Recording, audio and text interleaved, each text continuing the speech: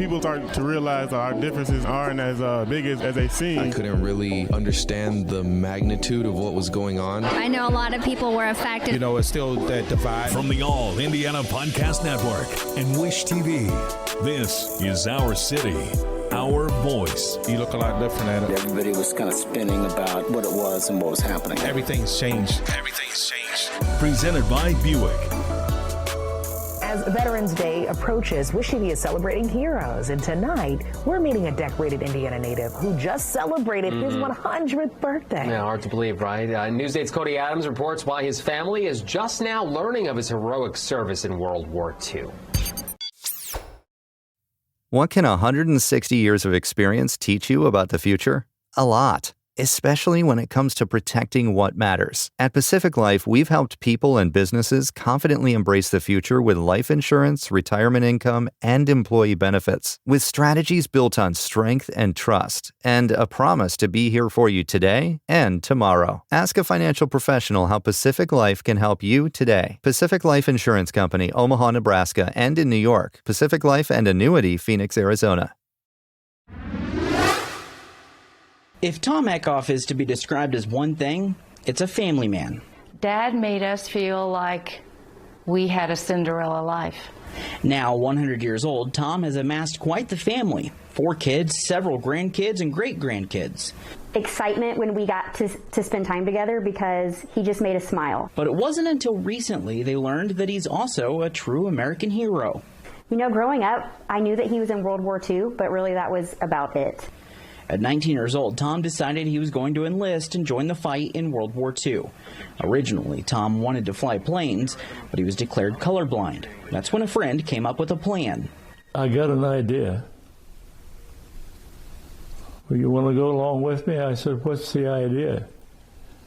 Well, we'll go up in an airplane. We'll fly okay.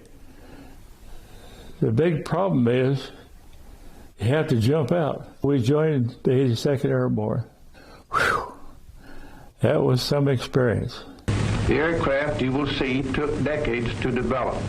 The men who jumped from them had to become experts in a matter of months.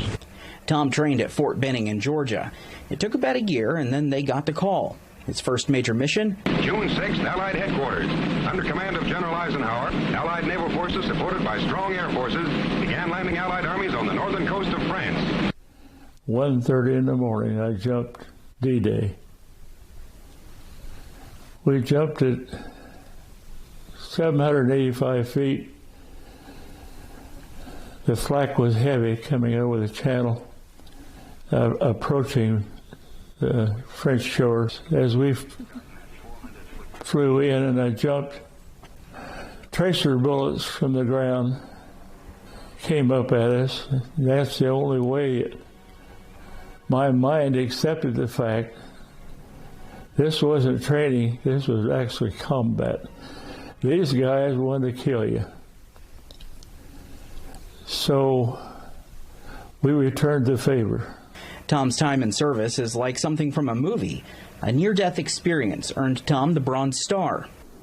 I had 2 men standing upright, firing from one end to the next hedgerow and getting return fire. Both of them were shot. Tom ran out into gunfire and pulled the first soldier out of harm's way. Then he went back out and got the second soldier. When Tom peeked out to assess the situation, he hit the ground. Are you okay? He told me 3 times, are you all right? Are you all right? And I said, what's the deal? And in your helmet there's a liner made of light material. The bullet that I received came through the front, and it was high enough to follow the contour of the liner, and it came out the back. Tom's awards don't stop there. He's also a Purple Heart recipient after surviving a grenade explosion. When you hit a tripwire on the ground, it released that and it popped up about 3.5, 4 feet, and they called it Bouncing Betty. And then it exploded. I had just passed that when it exploded. I was out of commission for about 30 days.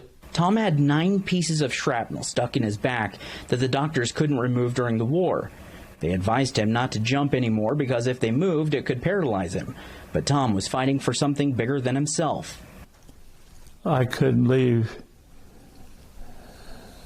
my buddies that I've been with for years, all through training. If it was going to happen, it was just going to happen. Tom continued to jump, taking part in the Battle of the Bulge, but for Tom, the stories and awards don't erase the hardships of war. War is a terrible thing. Nobody wins. I felt that I committed a crime when I took another life. But when the bullets are whizzing by and you see your buddies falling,